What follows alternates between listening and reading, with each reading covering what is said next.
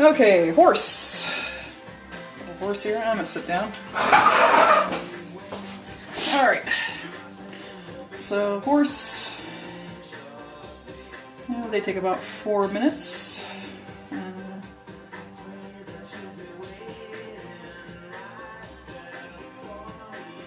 Don't really have a set formula, but I tend to start with the head. Though I've been known to start with the bum, depending. So put the little ears in. So his head, and make sure you remove some of that so he's got some head definition. Okay. Music is not the best for this, but hey.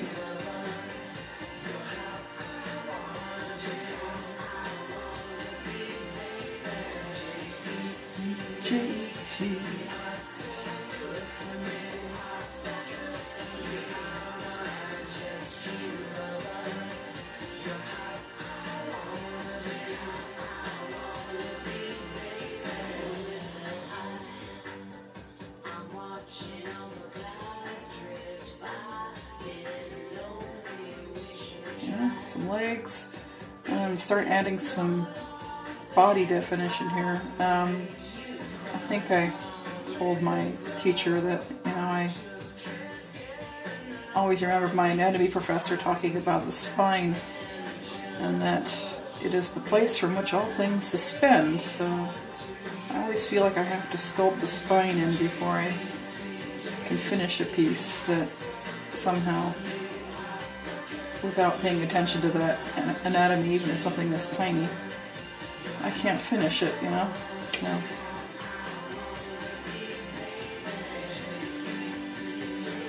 And too much clay here. And these are my little 2-inch horses. I have a commission for 10 of them.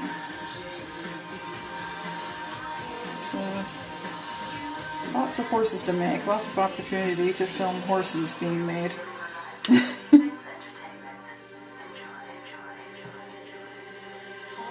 Okay. So I can continue to stretch the neck out. I like to do a little bit of drama with the neck, even though I know probably there's no horse on the planet that looks like this. It's just trying to get some horsiness in it. It's very simple. So, this one's at full stride. The problem with this, of course, is this is porcelain, and porcelain loves to droop when you get it to vitrification.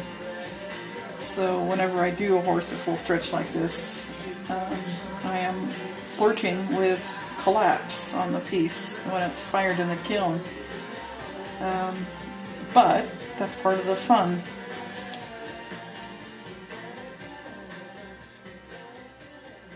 Okay. So now I'm just going to check real quick to see if he's going to be standing. I want him to be a tripod, or standing on 3 legs, so what you do is you push in a front leg and look at the front, and then make sure that it forms a good triangle with the rear legs. That one's too thick. So let's go like that. Looks like it's going to stand.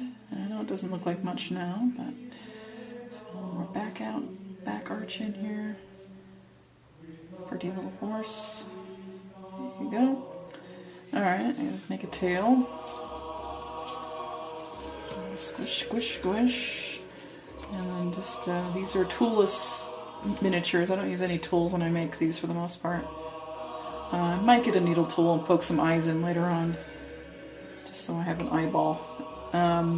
Just depends. These are going to be white horses, so probably I want to go ahead and poke in the eyes, so I don't have to paint them in. They'll just be visible as contour. Little tail, and then I'm actually going to do an additive mane. It just depends on my mood. I will sometimes grab the crest of the neck and pinch out and make a mane, but today I feel like doing a separate mane. I use some of nature's adhesive, which is spit, to get that on there. Of course, it all fires out, so don't worry about my spit. Okay, so I'm just going to kind of tease it around a little bit because I want the mane to be a little wild. And, of course, it's more fingernail action. This is why my fingernails are sharper than most potters. So I can sculpt with them. Kind of makes me conflicted when I throw on the wheel because it does bad things to your nails.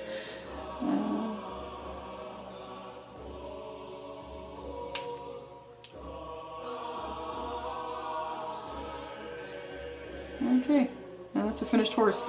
So I'm just going to lay him on his side. I can just keep smoothing his fur.